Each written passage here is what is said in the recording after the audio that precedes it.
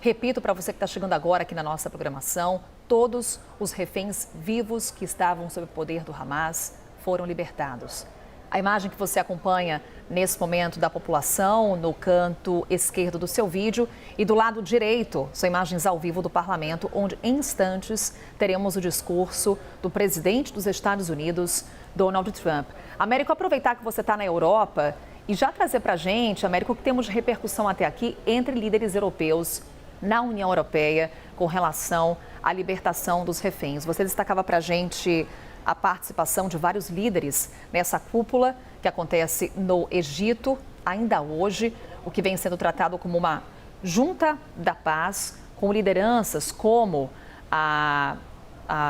Giorgia Meloni da Itália, que é justamente onde você está nesse momento, Américo, mas já temos declarações até aqui de líderes europeus. Como é que você consegue resumir para a gente qual tem sido a reação da Europa diante do que estamos acompanhando, Américo?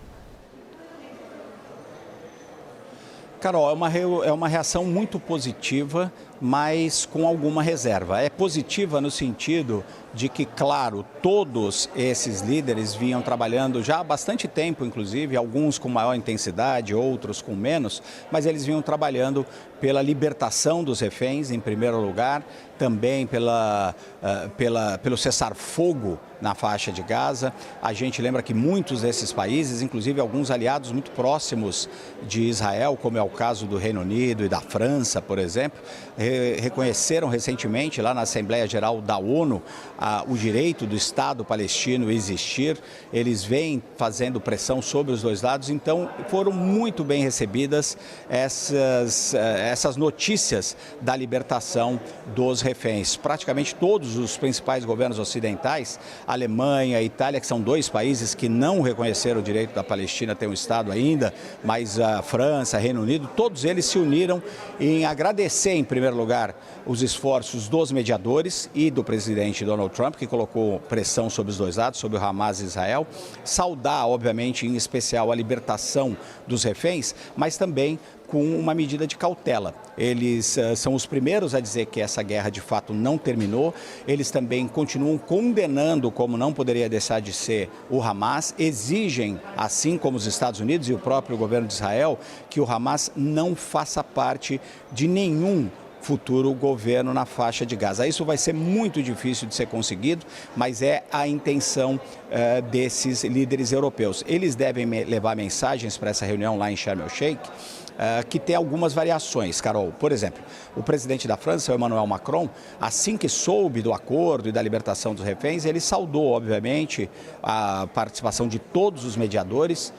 Turquia, Egito, Catar e o próprio Estados Unidos. Ele também pediu que o Hamas não faça parte de nenhum governo, mas ele defende rapidamente uma discussão sobre a criação do Estado da Palestina, visto por muita gente como a única possibilidade concreta da gente ter paz de fato entre palestinos e israelenses. Outros governos não levarão essa mensagem necessariamente do Estado da Palestina, levarão muito uma mensagem de crítica ao Hamas, que deu início a essa fase do conflito entre israelenses e palestinos, que dura aí mais de 2 anos e, portanto, muito responsável por essas ações, inclusive esse crime de guerra que é ter levado os reféns para a faixa de Gaza. Então, nós vamos ver os líderes europeus com posições diferentes neste momento.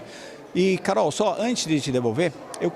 estava lembrando aqui, acho interessante fazer esse registro, vendo as imagens lá na Praça dos Reféns, lotada, muito júbilo, né? Um dia ali de celebração nacional em Israel, como o próprio Michel Gavendo, nosso colega, disse, e eu me lembrei do início desse processo, bem no começo dessa guerra, quando eu estava lá ao lado do Michel, fazendo a cobertura, ainda Israel muito em choque por conta daqueles ataques, e essa mesma Praça dos Reféns, onde começavam essas manifestações, estava na época praticamente vazia, tinha muito pouca gente. Eu tive presente ali praticamente na primeira manifestação, era um Shabá, uma sexta-feira, e as poucas pessoas que estavam lá fizeram uma grande mesa, porque os israelenses, obviamente, no Shabá se reúnem com familiares e amigos, é uma celebração,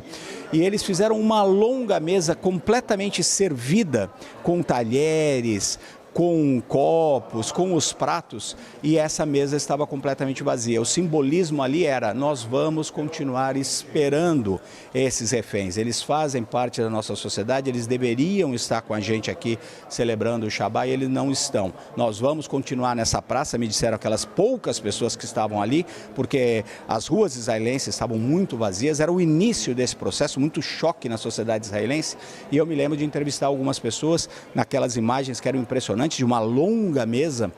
representando a ausência desses reféns, e a mensagem naquele momento era: nós vamos ficar aqui e nós vamos lembrar dos reféns e nós vamos lutar pela libertação desses reféns. Infelizmente, nem todos vão voltar para casa, muitos morreram na faixa de Gaza, mas eu não deixei de lembrar, e essa imagem ficou muito na minha cabeça, e hoje o contraste dessa comemoração pela libertação daqueles que estavam finalmente, mais de 2 anos depois, voltando a Israel, e o Hamas não tem mais nenhum refém. Então o desejo daquelas pessoas que montaram aquela longa mesa acabou, depois de muita persistência e muita pressão, sendo realizado. Então, para mim, o grande contraste é aquele primeiro dia e hoje essa celebração nacional em Israel.